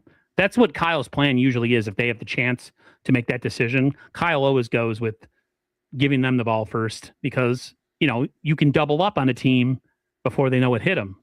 And you got to imagine that's the way you got to look at it. Give the Eagles the ball. If we all truly believe in this chat that the Eagles are challenged offensively and the Niners could either hold them to a punt or a field goal, that's a win for the 49ers to start the game. And then if they can score, early on and maybe towards the end of the half, and then that's how they have to play it. I feel like in that way, Kyle, I always agree with them on that, especially against teams, teams that maybe have like a Rams type team. You got to get as many points quickly on them on their defense because their offense is going to score. And like Kyle kind of usually goes that way all the time. So yeah, I would go with deferring and trying to double up end of the half and third quarter. So, Dre, I would defer. I would kick no matter what. Always. I don't want my offense going out there with a fucking a drunken, hyped up fan base like, rah! And so I would say, look, kick the ball, let their offense go out there. If they stink it up and you get the ball back, that's different. Chances are they're going to defer. Eagles are going to score in the first drive. Most teams do against the Niners. They go right down the field and score. Guys, he just went negative. You got to attack him now. You got to be consistent. But I'm saying, like, most teams score in their first. Like, if the Indianapolis scored, the Bears scored, Seattle, I think. No, they didn't score. They almost did. They should have scored. We stopped them on fourth down because Sam Darnold choked. So I think they will defer because they, he likes his offense. He wants to know what he needs to do. And that's funny because in the Super Bowl, that's the whole point why you kick. Because you want to know what you need. Like, hey, we need a touchdown, not a field goal. This is what we have to do. And I think Kyle likes that in getting that first drive, having them go first. Okay, they scored a touchdown. We need to answer with points. It's just situational football that he likes to read off of that. And when he starts with offense, they usually, sometimes they do really well. Sometimes they don't. But look at the last time or the game, week 1 against Seattle. Seattle got the ball first, and then we got the ball, drove right down, scored a touchdown our first drive. It was like, yeah. And guess who was out there? Trent Williams was out there, and Ricky Pearsall was out there. And you saw an entirely different offense. Yeah, it was week 1, but still, it was an entirely different looking offense that was able to move the ball. So, I have an idea. How about every time San Francisco gets the football, they just score a touchdown? Seems pretty easy, right? That's what they were doing for a while. I was like, well, we're just going to score. Laurie's putting it out there. It's not really. He still wants me to take my hat. I'm not taking my hat off, homie. Dude, take it all off, man. Take it all off. That'll get us a lot of views. It's just red hair. 46 and no grays. Yeah, baby. I do have some more kind of magical numbers, if you will, for San Francisco. Then we can get into our final topic of the day, that being Robert Saleh's future with the 49ers if they lose or win this game on Sunday against Philadelphia. Philadelphia blitzes the third lowest rate in the NFL, so they're not going to attack Purdy. They're not going to blitz Purdy, at least history would say they're not going to do that. They play, again, a very similar defense like Seattle does. They play light boxes, which I think does almost help San Francisco wanting to run the football. It's why you've seen in their losses this year, every one of their losses, the opponent has had 125 plus rushing yards, and in 3 of those losses, 150. That included 200 plus against Chicago with DeAndre Swift and Kyle Monangai. If I'm Kyle Shanahan, I'm saying CMC, Brian Robinson, lead me to victory. Now we'll see if and make Philadelphia adjust. If they do, safeties get brought down, then boom, you hit him over the top with Kittle. And maybe if Ricky Pearsall plays, Pearsall as well. I think you want to be around 4.5 yards a carry. Again, you can get Philadelphia to stack that box and hopefully beat him over the top. And if Pearsall does play, a big matchup they have advantages with is against Adoree Jackson. Adoree Jackson has been fine, but I think he's held up by that Philadelphia defense. At 89.3 passer rating allowed, 504 yards allowed, and more importantly here, an 18% missed tackle rate. So again, there is ways to exploit that Philadelphia defense. But everyone is so traumatically fucked from the Seahawks game. This is not the same team. Yeah. We're not playing the Seahawks again. We're playing an entirely different team. A team that has averaged, they've allowed an average of 124.4 yards a game. Yeah, the Niners on the ground running. The Niners have the number 11 ranked rushing defense, only allowing 107.8. They've only allowed 13 touchdowns on the ground. The Eagles have allowed 20 touchdowns on the ground. If the Niners are able to find ways to utilize Robinson and CMC to sustain drives and run the ball, it's going to be a long night for Philadelphia. I'm telling you right now. When a lot of people have been saying, like, well, Jalen Carter's been out and Nakobe Dean's been out. And you're right, but Nakobe Dean's not great in coverage, and Jalen Carter has been one of the worst defensive tackles in run defense this year. Also, that guy's a piece of crap, too. So whenever he can lose. Well, guess what? Kyle Williams has been out. Nick Bosa has been out. Fred Warner has been out. Bethune was out. Well, the difference is now he's back. Yeah, I know. Those guys aren't back for San Francisco, but I don't think Jalen Carter's played in how many games? Or did he play last week? I don't think he played last week. Well, they rested everybody last week, so I don't know if, or at least they rested most guys last week. But either way, he's a great pass rusher. He'll make an impact in some way. God forbid Jake Brendel plays like crap in the biggest game of his life, or second biggest game of his life. That said, we should turn the tides. Bebop is going there in the comments. Oh my Lord, dude. It's all caps. You know what's funny too is, like, it's just football opinions, and it makes him hate me. This is our life, Aaron. It's Lord. It's more than a game to me. It's like that WWE. It's real to me, damn it. Dude, he thinks that wrestling is real. He does. Okay. Hey, man, it's scripted television. Some would say the NFL is too. I'm just saying. I mean, you're right. I've made that. I've made that argument as well, so I agree with that. Okay, let's turn the tide to what can transpire in the offseason quickly, because the season can be over as you. Then leave the fucking chat. And then leave. Okay. Hey, let's chill. The tide can turn very quickly on Sunday. If San Francisco wins quickly, what are you talking about? I just mean more so the season can be over as soon as Sunday. It can continue as well, but don't say that. If it does end, the bigger topic of conversation becomes the future of the coaching staff, that being Robert Saleh.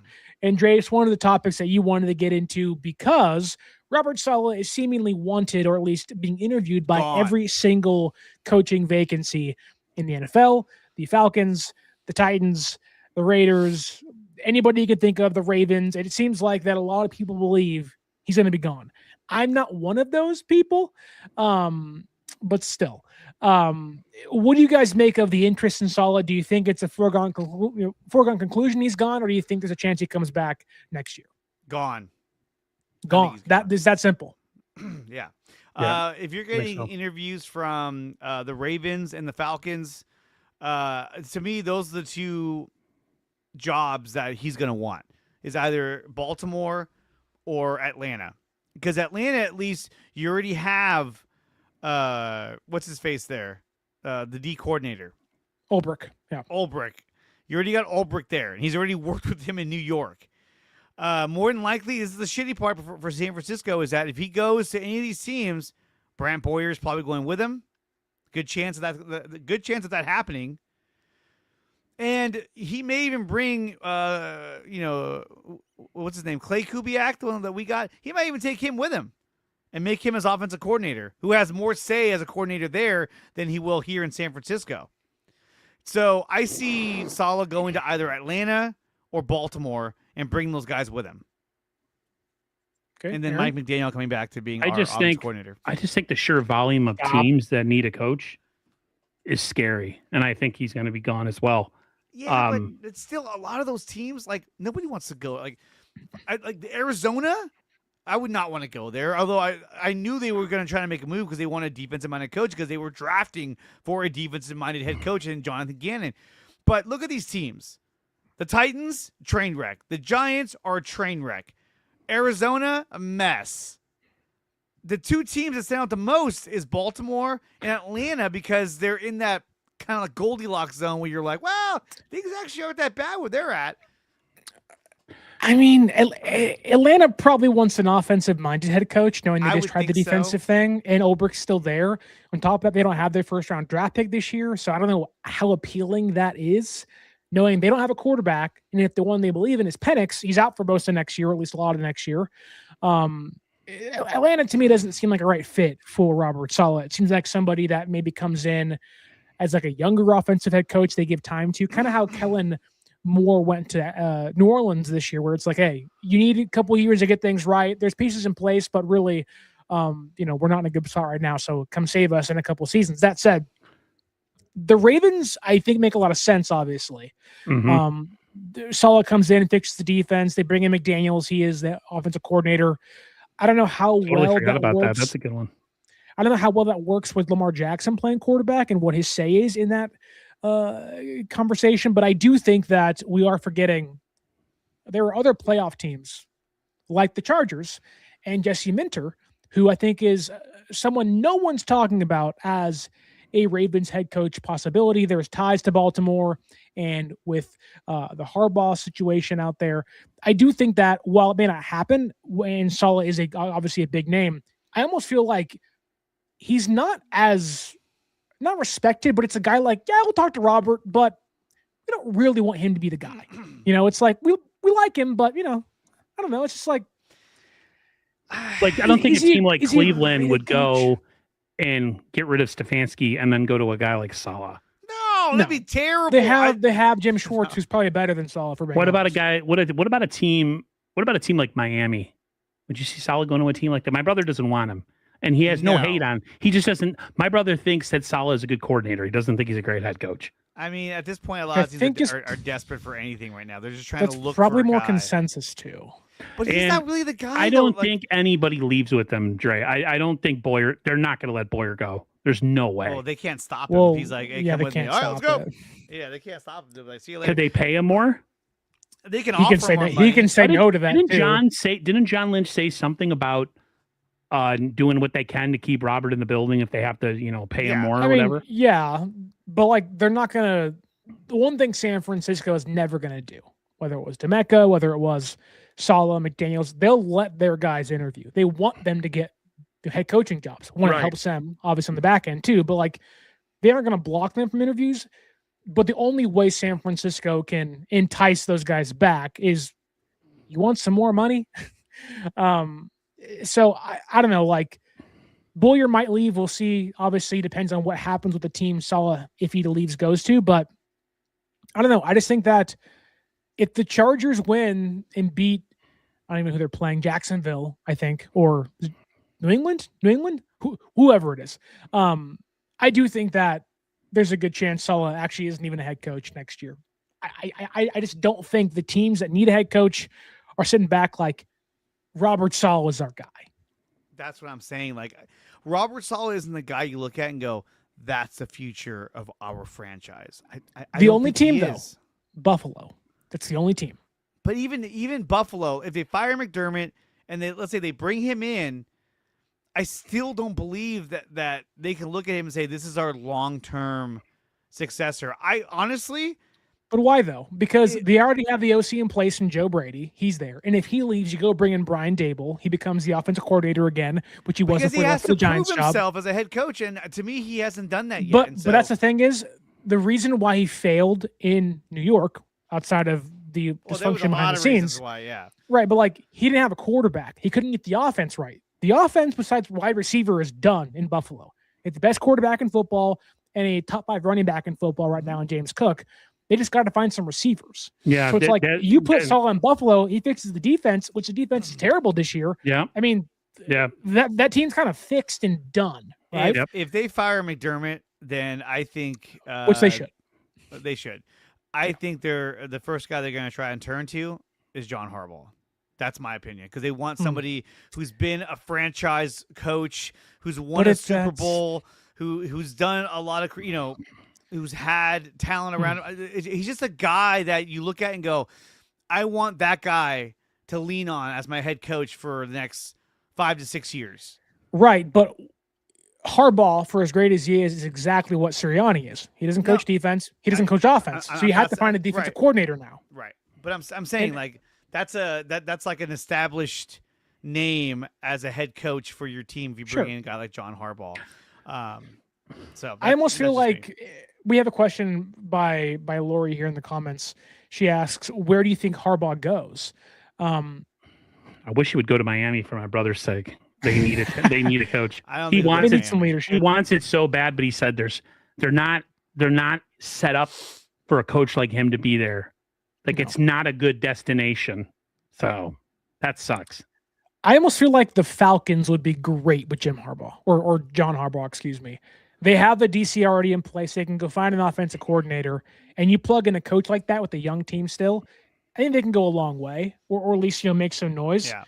I don't know. Like John to me also makes sense in New York, but I don't think John. But I don't think John is a guy who's like, you know what, I want to like the risk you run, or it's like you have a defense in place personnel wise, but it's like they need to get some fixed on the back end, sure. And a linebacker, but the offense, does John Harbaugh like Jackson Dart? I have no idea. And that to me is a concern. And Dart can't even stay healthy. So it's like, is he walking into a situation saying like, get him out of here? I want my quarterback. I don't know. I think Jackson Dart showed a lot in just his rookie season, that the guy has a lot of talent and can be something really special. And those are the two teams that I thought stood out the most. Obviously, we talked about the possibility of Buffalo if that were to arise. But I think that Atlanta and the New York Giants are a better fit for John Harbaugh. Would he go to a team like Miami or Arizona? No. Cleveland. Tennessee? No. Cleveland? Why? Cleveland is such a train wreck. They're going to have to find somebody that wants to be a head coach so badly that they're willing to go anywhere. I don't think Saleh would go there. He may interview there. I don't know. I don't think that's a desirable destination for a guy like Robert Saleh, because that whole offense is a train wreck. Well, that's the thing too, is like Saleh can be really nitpicky with his decision. He doesn't have to leave it all if he doesn't want to. But if he gets, let's say 9 him hiring that agency kind of told me that he's serious about getting out of here. Well, he wants the best option available to him, which is why he made that change. Like, I want to make sure that this offseason that I have the best representation that I can get, because I want to get the best job offer I can get. So, well, like I just think about it. I'm like, Saleh probably isn't the number one guy on many teams' board. Maybe he's 2 and 3. I don't know. But like Chris Shula from the Rams, their defensive coordinator, Raheem Morris probably deserves a job somewhere. I don't know where that is, but deserves a job somewhere. Lance Joseph. Like Lance Joseph. You can go John Harbaugh. You can go Joe Brady. You can go Brian Dable. Probably get a job somewhere too, whether it's OC or it's a head coach. I mean, there are a lot of places, I think, and maybe not a lot of them, but there are some places now, like you talked about, Buffalo could easily fire McDermott, and McDermott jumps up boards all over the place. We want that guy in our system. We want that guy in our head coaching room. So it's like, I know it's now, and we're seeing all the interviews come out, but like DeMeco Ryans did not leave after 1 year, and the Vikings wanted to hire him as a head coach, and he said no. And that was probably bad choice on his end, albeit the Texans are still good. But I don't know. It just seems like that there are better coaches available. The way the NFL is trending, hiring a defensive-minded head coach probably isn't what you want to do. Like, you want an offensive guy, and the teams that need maybe that hard-nosed kind of motivator have young quarterbacks that Sala probably wouldn't want to go and coach. So, like, I kind of think he stays. And I don't think it's close unless a team, like take last year, for example. He was going to be hired by Jacksonville. Why? They had a good defense in place, the quarterback's under contract, and he can build from within. No team fits that bill unless you're the Ravens. And I don't really think the Ravens want Robert Saleh. I really don't. Maybe it's just me, but I think he's going to stay. That said, though, we have been on for almost an hour and a half. We should end this by giving our predictions for Sunday's. I take my hat off since I'm not a real fan. Let's do something different, actually. Let's go around the board here, and let's predict every game. Right, we only get one of these each year, wild card round. So let's predict every wild card game this year. We can reconvene next Friday and see if we're right. So let's predict the first wild card game on Saturday, 1:30 p.m. Panthers hosting the Los Angeles Rams. Starting with Aaron, who do you think wins that game, Rams or Panthers? My heart wants to go for Carolina because they beat the Rams already. Right? They beat the Rams, correct? Yes. Stafford threw 3 picks and fumbled once. Yes. I think. Listen, man, you could say what you want, and we hate the Rams. They're in our division. Dude, Stafford, he's going to be in the Hall of Fame. He's a freaking MVP of the league. Yeah. Rams, and I think it's not even close. I think they blow them out, to be honest with you. Wow. I think the Rams kind of come back to who they've been this past season. Okay. What do you think the score is? I think it's frozen. Oh, no. Score? I thought it was 28-17 Rams. Okay. 28-17 Rams. Dre, what do you think? Rams, 31-10. Okay. Panthers offense is horrible. You watched that game last week? Where the Panthers against the Buccaneers, oh my God, that was a snooze fest. They had to struggle to score, and it wasn't like the Buccaneers were providing all kinds of crazy defense. It was just tough to get that offense moving. 31-10 Rams, and I think that it could even go where it's like 10-0 Carolina, and then they can't stop them. So yeah, Rams all the way. I think it'll be 34-16. Rams get the win. Okay. Rams advance in our books. Let's go to the next game. That being Green Bay traveling to Chicago for round 3 of this interdivisional rivalry.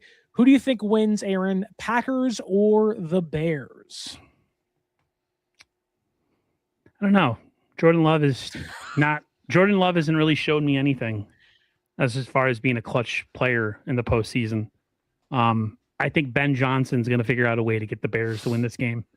I know Caleb Williams is still an ascending player, and he's an incomplete kind of study right now, and he's still got some bad habits. But, I mean, even though they lost to us, I mean, that team was very impressive, at least offensively. So I just think the Bears, it's their time. They've been a downtrodden franchise for a while. So I'm picking them. Close game. 27-24. Okay. You have the Bears. Dre, what do you think? Bears. Wow. Yeah. Okay. The Bears. I think no Micah Parsons. You're just getting Jordan Love back, who's been concussed. They're in Chicago. I see Bears winning this game. Probably a final score of like 31-17. Wow. Okay. So both you pick in Chicago. I'm going to go with Green Bay. I think Green Bay wins. I think I trust LaFleur and Love more than I trust Ben Johnson and Williams right now. Parsons is out, so is Devontae Wyatt, but I just believe in the Green Bay offense a little more. And I think the Packers defense, their big concern is more so just their cornerbacks have no ball skills, and they just got Trevon Diggs from Dallas via free agency for free. So I don't know. I just feel in Green Bay in this one, mainly because if they win, they're traveling to Seattle and San Francisco gets to host or gets to play the Rams in round number 2. So that should be fun as well. Really, anything to avoid going to play in Seattle is what I want. So I think Green Bay wins. I'll say 28-23. I think Green Bay wins. Okay. Next game on the docket, 10 a.m. Santa's coming, 10 a.m. Bills against Jacksonville. I'll start this one. I'll go quick here. I think Jacksonville actually upsets the Bills in this one. Maybe upsetting isn't the right word to use, knowing they're the higher seed, but I think the Josh Allen McDermott marriage ends this weekend. I think it has to end. I think this is it. I think if the Seahawks can, or the Seahawks, if Jacksonville can run the football, it's over. And I think this offense in Jacksonville has shown the ability to run the football. So I don't know. I'm just feeling what Liam Cohen is preaching, albeit not when he's playing San Francisco because he's kind of a prick, but I'm picking Jacksonville. Yeah, I'm going to go Jacksonville as well. My brother, he says that he's a Dolphins fan, so of course he loves when the Bills struggle, but me and him have both come to the same conclusion. Buffalo is wasting the prime of Josh Allen. They have not built a good team around him, not on offense other than running back and not on defense. So that being said, I think Jacksonville is a more complete team on both sides of the ball. And I believe the same thing. I think the Bills just don't have enough. They don't have enough. It's the Josh Allen show. I'm going to go Jaguars 31, Buffalo 21. Ooh, 10 points. I'll say I didn't get my score, so I'll say it's 26-23 Jacksonville. Okay, you have a lot of those scores they see on the internet when they pick like the games. You know what I'm talking about? Scorigami. It's always like 3 points. Yeah, it'll be close. Dre? I'm gonna say Buffalo wins this game. I think that when you're putting the game in the hands of a guy like Trevor Lawrence, he's not going to come through. I think defensively, the Jaguars will be a problem for the Buffalo offense. However, at the end of the day, I would go Buffalo winning 24-21. Okay. Let's skip to Sunday and Monday night, and we'll save San Francisco for the end. Chargers, Patriots in New England. I'm picking Jim Harbaugh and the Chargers to upset the Patriots in this one. I believe in Jim Harbaugh. I believe in Justin Herbert. I know they've taken a few steps back in recent weeks, but I don't know. Maybe it's because I've yet to see what May is in the playoffs, so I'll go with the more proven talent, albeit it isn't that much more proven because they have struggled in the playoffs in previous years. That said, I think Harbaugh pulls it off. I think the Patriots, although are having a great year, there are distractions in place. The Stephon Diggs stuff. I don't know if he's going to play on Sunday. He probably will, but still. I don't know. Young team, way ahead of schedule now because of the way May's played this year. So I'll take the Chargers, and I think it'll be a low-scoring game. I think it'll be 20-17 Chargers with the win. Aaron? Man, it's tough. His name is escaping me right now. The Patriots coach, Mike Vrabel. Mike Vrabel. He's done an amazing job turning that thing around. Coach of the year for sure. Kyle could have had it, but they didn't beat the Seahawks. So I just think them being at home, and I think Vrabel, being savvy, not just from his playing career, but since he's been in the league with the Titans. So I'm going to go New England. Close game. I'm going to say New England 27, and San Diego 24. San Diego. That's Los Angeles to you, man. Sorry, LA. It should still be San Diego. When we whooped their ass in the Super Bowl, they were the San Diego Chargers. Okay, so I'm stuck in the past. All right, Dre, what do you got? I'm going to go Patriots are at home. They're jacked. New England football in the postseason is back, and everyone's going to be all lit up for it. I just haven't seen enough from the Chargers to see them upsetting a better team. I think that the Patriots win this game. I don't even know. 24-17. I just think Chargers they're just gonna be kind of lackluster and just kind of like, well. So yeah, I'm just gonna go Patriots. All right, let's do again. Where it's one of those games where it's like at halftime, the Patriots lead the Chargers 17-3. You're watching the NFL on CBS. You know, it's like, oh, wow. What a snooze fest this is. Yeah, giving Trico and Collinsworth that game instead of the Bills and Jaguars or even San Francisco and Philadelphia team is a mistake. But man, no, I here's a really guy. love what I'm seeing out of Drake May. This guy's just, You know who he reminds me of? he's just a Patrick competitor. Mahomes. Patrick Mahomes. Okay, let's get to Monday Night Football prime time. Joe Buck, Troy Aikman out there calling games for ESPN, I think. We have Texans in Pittsburgh against the Steelers. I think this game is going to be a bloodbath. I think the Texans are going to win 23-3. Amazing. Aaron Rodgers is done. Yeah, oh my God. Yep. Yeah, I think it's I feel the exact same way. Yeah. I don't think they barely scratched the surface in points. I'm going to be a little bit more I'm going to be more giving. I'm going to say oh my God, my brain just went into malfunctioned. Who's playing again? My God. Texans and Pittsburgh Steelers. Texans and Come on, Steelers. Aaron. Texans have a really good defense. The Miami Dolphins are playing, actually. We saw that early in the year. They have a really good defense. Tua. I'm gonna go 31-10. Oh, I'm still recovering from being called. What was the score? 31-10. Jesus. I'm recovering being called Judas. Man called me Judas. CJ Stroud just goes off in this game. I'm taking Texans because I don't think Aaron Rodgers' old ass is going to survive against Daniil Hunter and Will Anderson and that defense. I see Texans winning this game 20-10. Okay. And let's get to the game we're all waiting for. Guy with chip though. I think he might die on the field. Sunday, 1:30, January 11th. At With the the link. flag, you know. Running out of the tunnel, just poof, spontaneous combustion to dust. Turns to dust. Yep. We have Niners in Philadelphia. Aaron, I'll give you the honors first. Niners, Philadelphia. Who wins and what's the final score? I'll be honest. I don't care. Call me Judas. I'm going to go Eagles 31, 49ers 23. Wow. I just think the Eagles 23. So it's a one-score game. Yeah. I think the Eagles are I think the Niners defense is going to betray them when they need them. So they're Judas. Whatever. Yeah, sure. They're Judas. I ain't Judas. I just think, listen, if you want, Brock Purdy be Jesus so and resurrect them from the grave. Okay. We're not going there. I listen. No, I just the Niners have gave it their all season, and I really, really, really want to go and be pro Niners. But I'm being honest.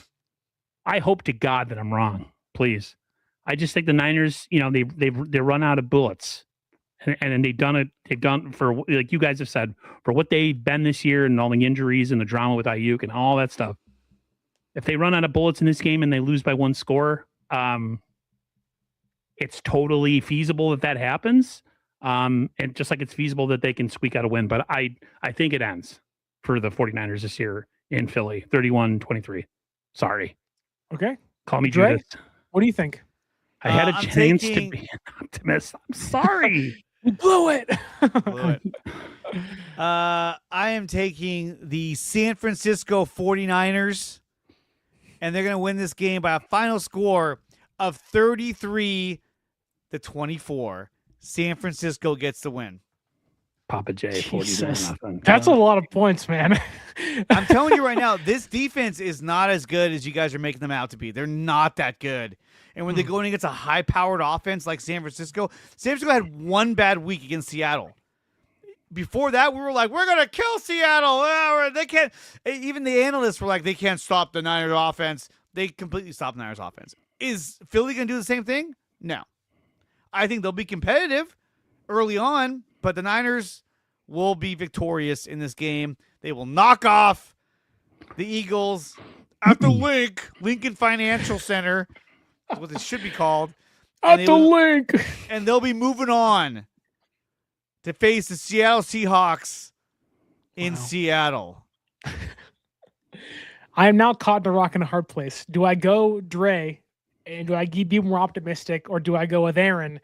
And follow what my heart probably tells me to do and pick Philadelphia. If the Eagles hadn't won the Super Bowl last year, would you really be saying that that the Niners are gonna go in there and just get curb stomped and just destroyed? No. Can I hedge my bets and say if Ricky Pearsall plays? Oh, I mean, look, obviously Pearsall and Trent have to play in order for them to win this game. If Trent's playing, I'm pretty sure of that. If it's but Bourne and Jennings, it's going to be tough. Okay. I will say I think the 49ers are going to lose this game. I really do. Oh, my God. Lori said, don't do it. I really do. And it's not because I think Lori. they can't win. I'm trying to do my reverse psychology and take their side. Judas. I don't know. Like, where's Bebop when I need him? Come on. Jeez. Look, I don't think Philadelphia is as scary as a lot of people think they are. I think Philadelphia has, at least offensively, they don't have the energy. They don't have all of the what needs to be done. Like, they're not going to, if Lori, they beat San Francisco. I agree with you, Lori. I agree. If Philadelphia wins this game, they're not going to beat the next team. I'm being bullied back into submission to pick the Niners. I'm just saying, dude. I'll say this. If Pearsall plays, I think San Francisco wins 26-24. I'll give him a 2-point victory. If Pearsall doesn't play, I think San Francisco loses 26-17. Here, I'm sharing the screen. Okay. Jeez. Even the NFL Network's analysts were split on this. And whatever D or Sorry, I should have brought Mike into the stream, and then we could have. Whatever G. Gordon is smoking, I want to do that as well. 31-7 Niners, that would be a dream. Crazy. That's crazy. That's crazy. I can feel my subscriber count going down by the minute, by the way. Man. Yeah, I don't know. Take that away from you. Look, I don't know. I just feel like the Niners, for as good as they've been, and look, you guys know I've been pretty optimistic for most of the year and been saying buy in, or at least believe how far they can go. And I still believe they can go far. Like, I think, like Aaron as well, like I'll be on my couch rooting, crying, screaming, being like, oh my God, all this stuff. And I would so want to be wrong. I want to be wrong. I think Aaron wants to be wrong too. Dre wants to be right, obviously. Always. I don't know. I just have. Can I keep my hat on? If the Niners, never mind. I'm not going to say what I was going to say. No, go ahead. I just think that San Francisco, for as good as they can be, like not to say I need them to prove it to me, but this is a game where it's like, man, Jesus, Papa J. I know. That's a hot topic right now, Papa J. Jesus, I don't even man. know if we want to go there. That'll get views on YouTube. I'll tell you that. Yeah, My that'll God. drive up the engagement. God, I don't know. I want to say San Francisco's going to win, but I just feel in my heart of heart that this is where the buck ends, and I think if Pearsall plays, they're going to win though, and that's a big if for me. But that's kind of where I'm putting my flag. Like Pearsall to me makes that big of a difference against Cooper DeJean, against Adoree Jackson, and against that Philadelphia defense. But who knows? I am 1,000% willing, hoping to eat some crow the next time we talk, because sometimes crow tastes really good. Yep. And if it tastes really good, it usually means San Francisco proved you wrong. And I believe in Kyle and I believe in Purdy and all that stuff. But you're playing Philadelphia, who isn't great, at the link on the road in front of that home crowd, without a lot of your dogs. And that to me is concerning. I don't know. I just feel like that this game will be 23-17, 20-17, 26-17. It's going to be close, a one-score game. But it just feels like at some point, the hourglass runs out right on this team. And I want to get Fred back. I want to get all the guys back and run it all back together. But it just feels like we all know they're not good enough to go all the way. We know that. So is it like you're just delaying the inevitable? And so maybe you want them to lose? What? Come on. No, I don't want them to. I'm just saying they're either going to lose this game, the next game, or the next game. If the Niners beat the Eagles, and let's say they beat the Seahawks the following week, they're going to win the Super Bowl. There's no doubt about it. I'd agree with that because they're probably playing the Rams then at that point. They're, to me, the dark horse team in the AFC is the Denver Broncos. And the reason why... No, it's the Houston Texans, man. No. Denver, because they have The the number Jaguars. one of the, Jaguars have number one defense, but I had to be the different. Broncos Sorry. defense is really, really good. And they're Yeah. also the number 2 ranked third down defense in the league. And when you disrupt offenses the way that these defenses can, it makes a huge difference. So that's me. It's going to be close. Niners. But wouldn't that be What? something if the Niners got to the Super Bowl and went against the Denver Broncos? Be fun. The return of Dre Greenlaw, Hufanga. DJ Jones.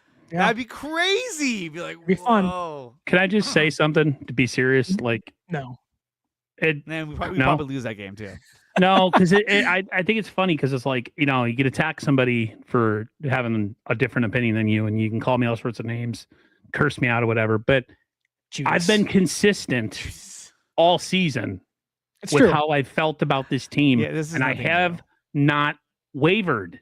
So if I pick us to win, y'all know I'm fake. You'd be like, oh, he's just saying that because he's trying to make himself look good after being verbally assaulted by whatever his name is. That's how much- Bebop. I just refuse to do that. In my heart, I don't believe that there was a thing on 95.7 the game. I forget who it was. It was the day after the game, and he literally said, he goes, the Niners were never the 1 seed. Like, them losing that game. What was it, Like, Joe Shasky? No, I think it was Mark Willard. Mark Willard said it. We were never the 1 seed, and No. I never truly believed in my heart that we would. I even said it to you guys. Would you rather us be the 1 seed, get home field advantage, and lose and be like, wow, they were the 1 seeded lost, or go down the path that we're on right now, which is there's really no expectation, and if we do win, it's like, okay, like this path that we're on and about to experience on Sunday was pretty much the path that I thought we were going to be on. So, Oh no. so I'm a fakeful. Here we go. Pterodome's attacking me too. Jeez. As he was trying to Love it, transition love out, man. Oh man, he tried to be so positive. Like, can we all just get along? And they said no. Pterodome just hit him across the jaw like Joshua hit Paul. You're sending me to. I'm already in therapy, Papa J, but thanks. Oh my god. Oh my god. That was great. Okay. I think the Niners on Sunday have every reason to believe in themselves. We believe in them, maybe in lesser degrees than others. Dre believes in them a lot as well. But I believe in 11 being alive more, though. I believe. Look, if we got the number she 1 did, seed, brother. She did. hey, if we got the number 1 seed, I wouldn't have seen it like, what, we're the number 1 seed. I would have looked at it like, dude, we fucking just stole the number 1 seed. That's awesome. True. Let's see how far we can True. take this, and that's It's really true. it. True. No, I This agree is with not that. Major League Baseball. No. Baseball, if you get hot and your pitching staff is pitching well, or is hitting really well, you can ride that all the way to a World Series.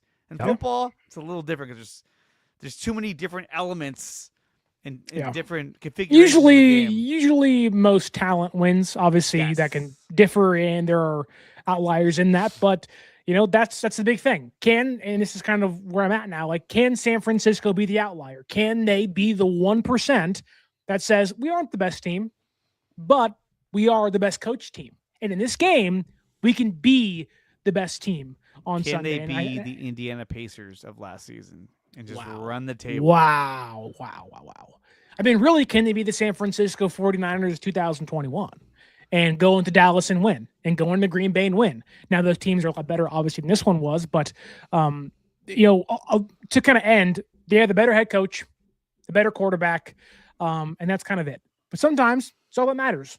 And you got to hope that that's the case on Sunday when San Francisco travels to Philadelphia, the link, as Dre put it, and tries to do the impossible and the improbable and upset the Philadelphia Eagles at home for San Francisco on the road, maybe with that Ricky Pearsall, but likely having Trent Williams back. That's all we have for you today, though, as we await Sunday, 1:30 Pacific Standard Time. I'm nervous. I'm sure we're all nervous. I'm sure we're all going to be waking up on Sunday morning with the sweats saying, oh my God, it's the day. Let's see what happens, because anything is possible. Kevin Durant, anything is possible. And I think San Francisco can at least Kevin make Garnett, things interesting. Actually. Kevin Sorry, Garnett. Kevin Garnett. Don't be like Kevin Durant and dance in the hallway and tear your Achilles in the middle of the game. Don't do that. Please don't do that. But look, anything's possible. Kevin Garnett. Thank you, Dre. And we'll see. It's all a waiting game. San Francisco has a chance. It's all that matters. You've played all season. Records are 0-0 now. Nothing that happened in the last 18 weeks matters. It's what happens on Sunday. And I think San Francisco has a chance, and we'll see what transpires. But for Dre, for Aaron, this has been the Cover 3 podcast. My name is Sterling Bennett. Enjoy your weekend. Enjoy some football on Saturday, and obviously San Francisco football on Sunday. Thank you to everyone in the chat. Don't forget to like, share, and subscribe. For the love of God, please don't unsubscribe from this channel because I picked the Philadelphia Eagles to win. But again, prove me and Aaron wrong, and let's eat some crow the next time we talk, because I'm not done. We're not done talking San Francisco 49ers in 2025 and 2026. With that said, this is the Cover 3 podcast. And as always, until next time, stay faithful.